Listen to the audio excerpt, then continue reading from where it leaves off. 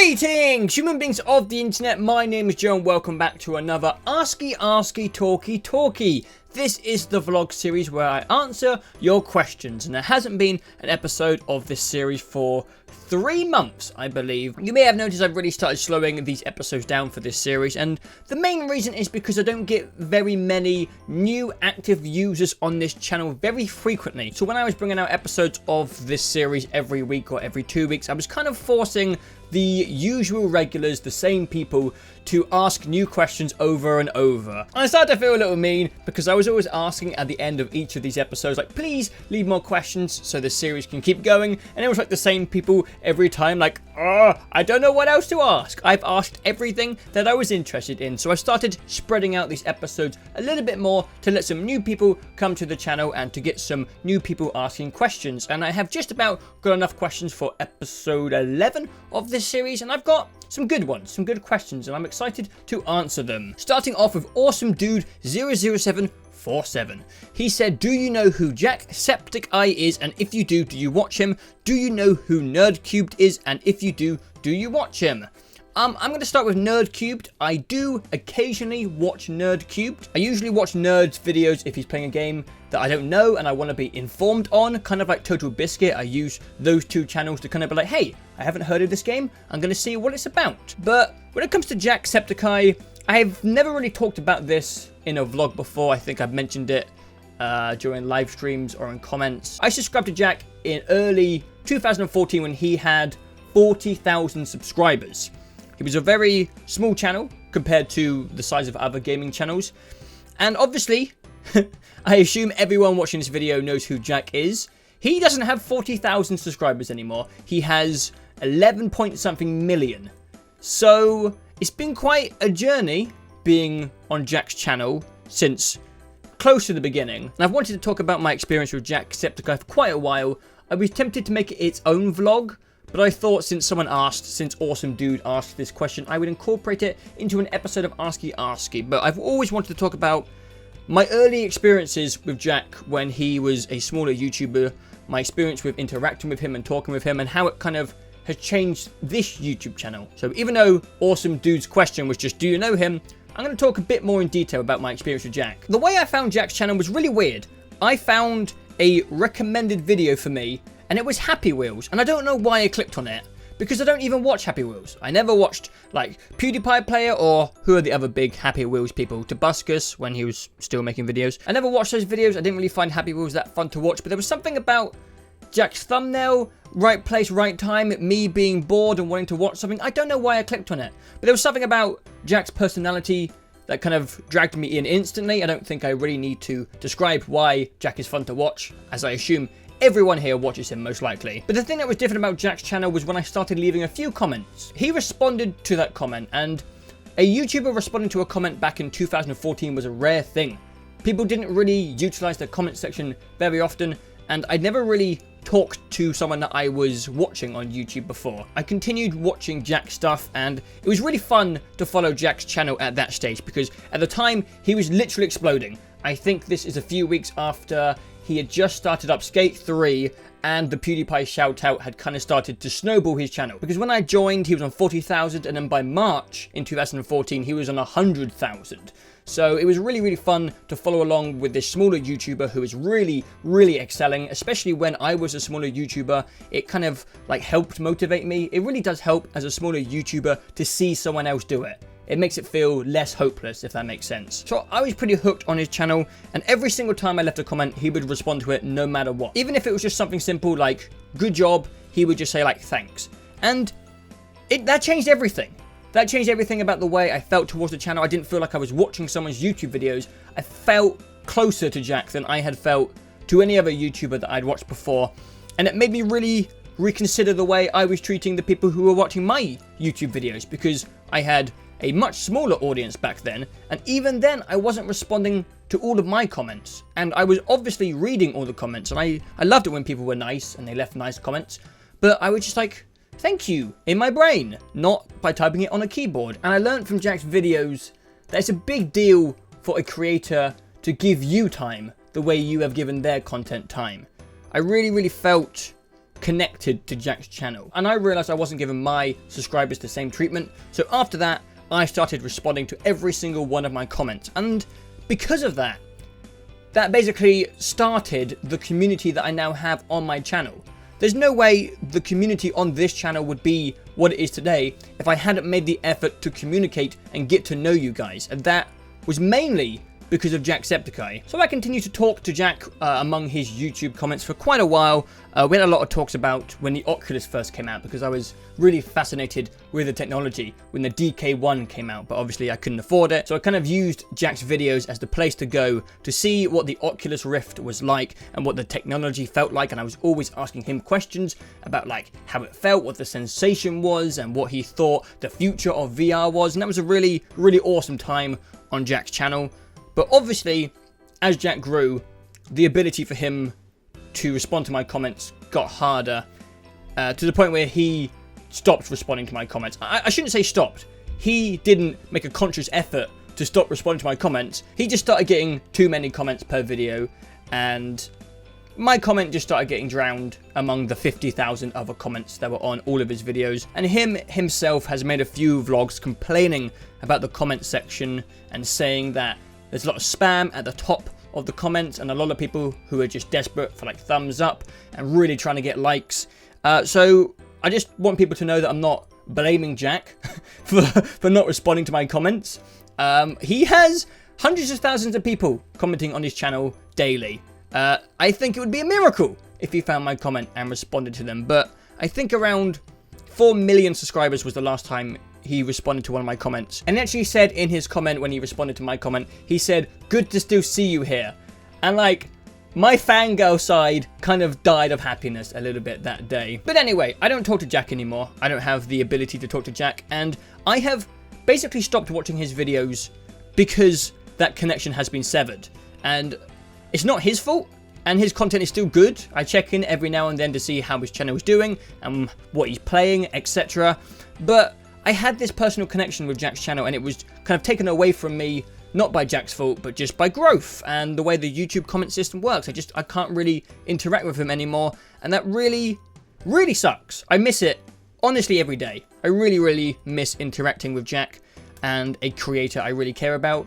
I don't have that with anyone else on YouTube anymore. That's just kind of gone now. It really does suck, but basically being on Jack's channel so early, watching him grow, being able to talk to him, and then not being able to talk to him, has taught me a lot about YouTube. It has probably been the most influential experience I have experienced on YouTube that has affected my channel and the way I run it. The reason I try and interact with you guys so much is because of the lessons I learned from being on Jack's channel early. And if this channel ever starts to snowball, I will take serious action towards making sure I never lose contact with the people who were here at the beginning, the people who were active every day, and the little community that I've made on this channel. I will always do my best to make sure I never lose connection with you guys. I've already started making a few steps towards this. I have made some Skype and Discord groups for the regular people in this community, just in case, in the very unlikely situation that this channel explodes, I have that small little group full of the original active members of this community. That group will always be there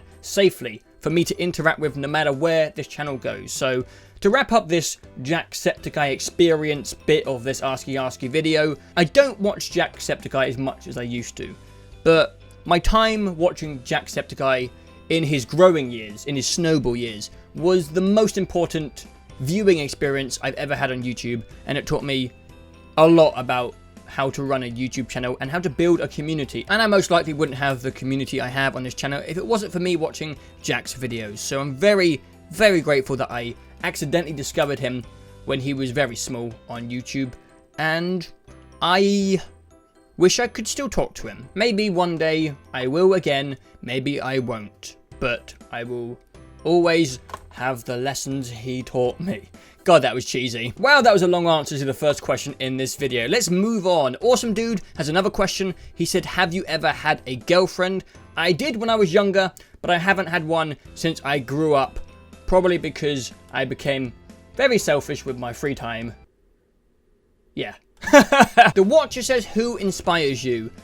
I'm going to be honest, no one has ever really inspired me specifically. I've never done one thing because one person did something. I've never been someone who just followed a specific person doing what they do. I've had people who have said things that have inspired me, but I've always done things because I wanted to do things. And I'm not trying to say that there hasn't been people who have subconsciously inspired me to pursue things, or there was a collective group of people who have inspired me to do things. Like, I wouldn't have started making YouTube videos unless I watched a lot of YouTube. But I never wanted to make Let's Play videos because of PewDiePie or Markiplier. When I started making gaming videos, it was 2010, and PewDiePie had just started. I just made gaming videos because I thought it would be interesting. There's never been a person who has really inspired me to do something specifically. Never one person. There's definitely been people who have had words of encouragement that have really inspired me to like work harder or to keep going with stuff like YouTube. Markiplier's had some really good vlogs that have kind of pushed me forward. Casey Neistat always has some really awesome words of encouragement when it comes to chasing the dream. But there hasn't ever been one specific person who have been like, you! Thanks to you, sir, I'm gonna try and do YouTube or something like that. It's just always been my brain, plus watching other people and thinking, hey, I think I would like to do that. Adam Salmon says, how many electronic devices do you own?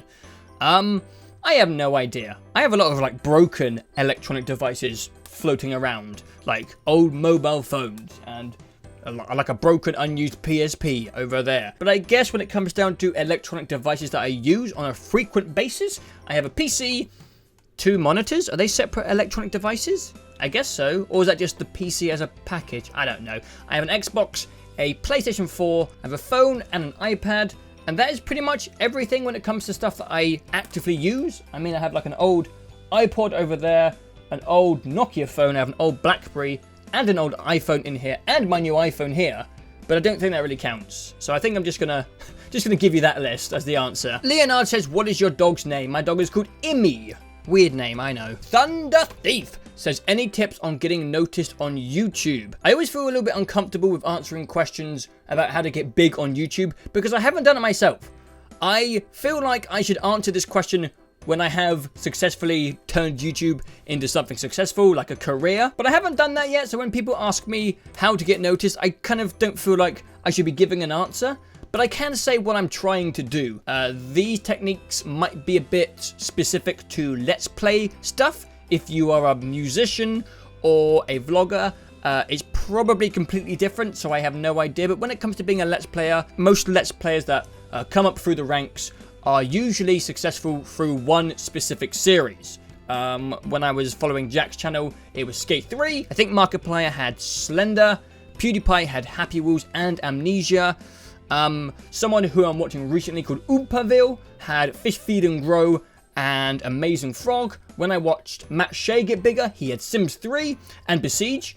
Everyone kind of seems to grab onto one series that starts to take off in YouTube recommended, and then they keep making those videos and it brings in their audience, and then they keep them with other videos. I haven't found my series yet. I keep trying with new and different games, and I haven't really found a specific series that has taken off. I feel like I could have possibly done it with Goat Simulator, but at the time, I don't think my YouTube videos were of a good enough quality to really grab a big audience. So what I am constantly doing is just making new YouTube series, making it on different games, making it doing different things in games, and just seeing if that series starts to take off. And if that series does take off, then I will keep doing that, hoping to bring in a new audience, and hopefully those new people who subscribe will go over to my other content as well. It's got to the point in YouTube gaming where no one really cares about new YouTube gamers. No one's going to click on a Let's Play series of a game that they've already seen someone else play. They're not interested in like Happy Wheels Part 87 from someone else. Most people just want to see new stuff that they haven't seen people do in a game that they like. So my tips would be, just keep trying and varying up series until you find a game or something that your audience or a new audience really starts to grab onto, and try to do something interesting and new in a video game that people haven't seen before. I think that's the only tips I really have for getting noticed in this current state of YouTube. It's the only thing I'm trying. I'm sure there's better... Yeah? Yeah. Probably other better consistent ways of doing it. I'm sure other people know how. But I don't, because I haven't done it. So that's the only tips I can give you. Jev Amazing says, are you going to play Outlast 2? Yes. Yes, I am. I really liked Outlast 1. I have yet to decide if I will play it on the channel. I'm really trying to push away from Let's Play series because, as I literally just said, people don't really care about them anymore. Everyone's probably just going to watch PewDiePie play this. There's not really much point of me making the same series. So I might do this for a live stream, maybe a Let's Drunk play. I don't know. I am going to play it, but I don't know if I will play it for YouTube. IB Mason said, what is the greatest simple pleasure you rarely enjoy? And this was probably the hardest question to answer this episode. Before I make these videos, I always have a little look at the questions and try and come up with a little answer before I film so it flows better. But for this question, I actually didn't really know what to say. I think most of the things I enjoy in life, I do quite often. Movies, going to see bands, hot vacations, food, video games, all the stuff that I enjoy, I try to make time for. But I think the only simple pleasure for people around my age, I'm 24, I think the only thing I don't really enjoy is living on my own or having my own house. I don't have much money. I work 2 days a week and I use all that money to basically put back into YouTube. So I basically work and then I just put it all into YouTube. So I basically just never have much money. So that means that I obviously can't afford to live on my own, which is something that I really wish I could do. I wish I had more freedom, but I made some sacrifices to pursue YouTube and I don't regret making those sacrifices. So yeah, I think the only simple pleasure I don't enjoy for being 24 years old is having my own house. Forehead Channel says, what would you do when you reach like 1 million? Would you forget us or write our names down on paper? I'm glad you asked this episode because I actually kind of already answered this in my Jacksepticeye kind of conversation piece near the beginning of the video. I said that I had already started taking some action towards making sure that this never happens, that I would never lose contact with my early active subscribers. I don't really know exactly what I'm going to do, but as I said, Discord, Skype, I would make sure that I always had a way to talk to my early people. As I said, I'm going to do my best to make sure I never forget the early people who are on this channel. I'm going to do my best. I don't even know if this channel will ever get to the point where it matters. I don't think this channel is ever going to explode, but if it does, all I can say to you guys is I'm going to do everything I can to make sure I can still communicate with you guys. I don't know how, but I'm going to try. And when it comes to reacting to 1 million, I don't know. I can't even comprehend it. I would actually have to reach 1 million subscribers to know how my brain would react. Because now, if I think about it, it just seems like a dream or a fantasy or something that will never happen. So, I don't know. I have no idea. Maybe we will see. Most likely not. Taylor says, do you think the world will end in less than 1,000 years? I don't know. I think the human race is in this kind of dangerous place where we don't quite have the tech to protect ourselves from massive asteroids or giant volcanoes. But I think if we can just like hold on for like 200, maybe 500 more years, we should have the ability to protect ourselves from cataclysmic world-ending events. But we just have to make it through the next few hundred years.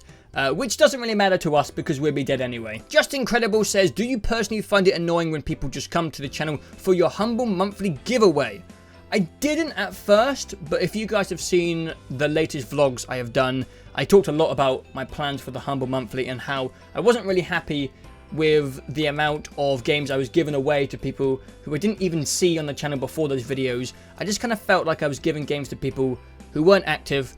It wasn't achieving what I wanted it to achieve, and that's kind of why I made some decisions to change the Humble Monthly in the future. I wouldn't say it's annoying, more just disappointing, and probably something that is my fault for the way I did it. Maybe I should have thought of a better way to execute it. But when it comes to all my thoughts on the Humble Monthly giveaway, I've already talked about those in more detail in my last vlogs. They're called Help Me Kill Some Series and Final Series Discussions, in case you guys are curious and haven't seen them yet. And that is all the questions we have for this episode of Askey Askey. Hopefully you guys enjoyed having it back, but keep your comments coming, guys. Maybe I will get enough so that I can make episode 12 reasonably soon. I'm gonna assume not. I'm gonna assume that the situation would be rather similar, but I don't mind. I like making these videos every few months. This was a fun one, and I look forward to making more. But I'm gonna leave now because I am sweating so much. I have no idea if you can see it on the camera, but it's 28 degrees. I always record when it's hot. I don't know why. It's a really bad habit of mine, but I'm gonna leave. I'm gonna dip my head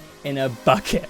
But if you like this video, guys, make sure you like it, because if you don't like it when you like it, then I don't know if you like it. And apart from that, thank you guys for watching, and I forgot to ask you guys a question. That's something I've been doing. I need to ask you guys a question first. My question to you guys this week is, what videos would you want me to make if I wasn't making gaming videos? I've been interested in that for a while for certain reasons, but now I'm going to finish the video. So if you like this video, guys, make sure you like it, because if you don't like it when you like it, then I don't know if you like it. And apart from that, thank you guys for watching, and I will see you next time. Maybe it's just the way I say peas, I don't know, but I had a lot of popping issues with the 80-2020, so I've kind of packed it out with a lot of phone products. I've got a Razer keyboard, I can't remember its name, it will be in the description. I have a Razer mouse, I can't remember its name, it will also be in the description. And unfortunately, I can't show you my camcorder because I am currently using it to film this little bit, but the name of it will also be in the description. It usually sits on top of my Xbox right there. I'm using my new headphones I got for Christmas. They're called by the Audio-Technica MSR.